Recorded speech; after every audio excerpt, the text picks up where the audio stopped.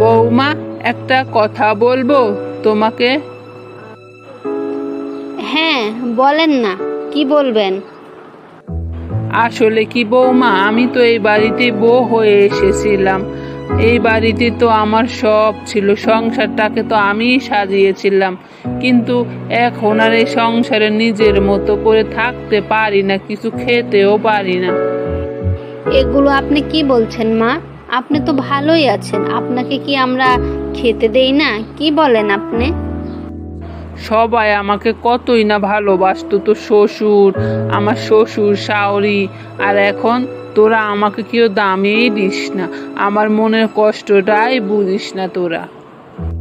তাহলে আপনি কি বোঝাতে চাচ্ছেন মা? আমরা আপনাকে ভালো রাখছি না, কিছু খেতে দেই না, কষ্ট দেই? না রে মা, সেটা বলছি না। বুঝাতে চাচ্ছি আমিও তো মানুষ, বয়স হয়ে গেছে, আমার তো ভালো মন্দ খেতে ইচ্ছে করে না, আমাকে একটু ভালো মন্দ দিস, এটাই বলতে চাচ্ছিলুম। ও মা, আপনি এটা কি বলছেন মা? এখন আপনি আমাদের খাওয়া নিয়েও খোঁটা দিবেন? আপনি কি চান বলেন তো মা? যে আমরা না খেয়ে থাকি আর সব খাবার আপনাকেই খাওয়াই? আরে না রে মা, না না, আমি সেটা কখন বললাম?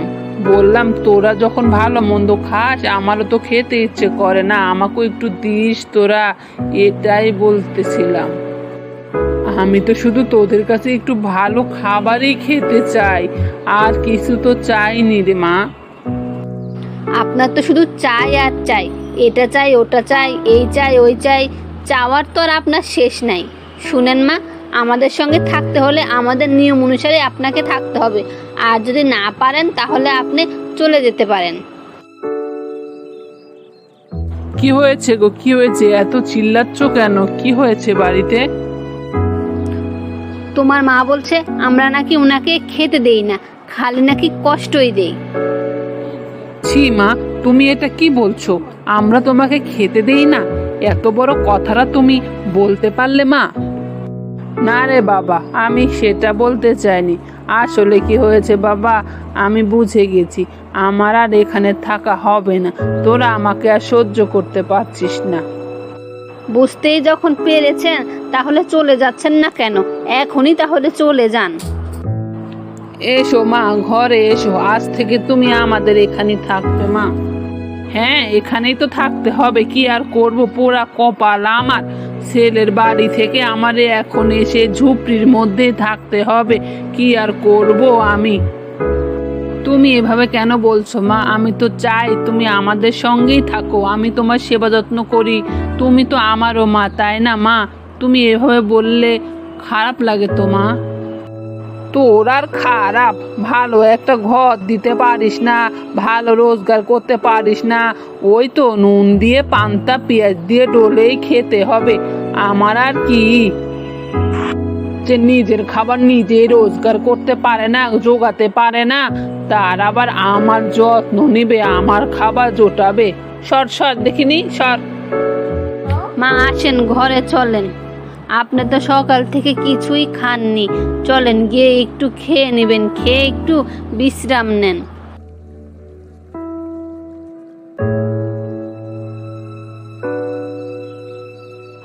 না রে, আমি আর খাবো না এখন, আমার খিদে নেই।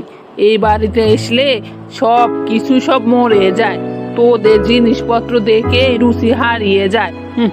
যে খাবার প্লেট গ্লাস এগুলো দেখলে রুচি আর কুলায় না যে ভাত খাই। আপনি চিন্তা করবেন না মা, আমি আপনার জন্য সব কিছু ধুয়ে পরিষ্কার করে রেখেছি।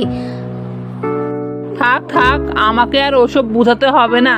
তোদের না আছে চাল, না আছে চুলো, সবই জানি আমি, আমাকে আর বুঝাতে আসিস নে। কোথায় ছিলাম আর কোথায় এলাম? না আছে এদের চাল, না আছে চুলো, আমার আর কি? না খেয়ে এবার আমার এখানে মরতে হবে। এভাবে কেন বলছেন মা আপনি? আমরা তো চাই আপনার সেবা যত্ন করতে। আমাদের যা আছে, যতটুকু আছে ততটুকু দিয়েই তো চেষ্টা করি আপনাকে সন্তুষ্ট রাখার, ভালো রাখার। আমরা তো চাই আপনার সেবা যত্ন করে ভালো রাখতে মা। আপনি এমন করলে কিভাবে হবে বলেন? আমরা তো অত বড় লোক না, গরিব। আমাদের যা আছে তাই দিয়েই তো চেষ্টা করি আপনাকে ভালো রাখার মা।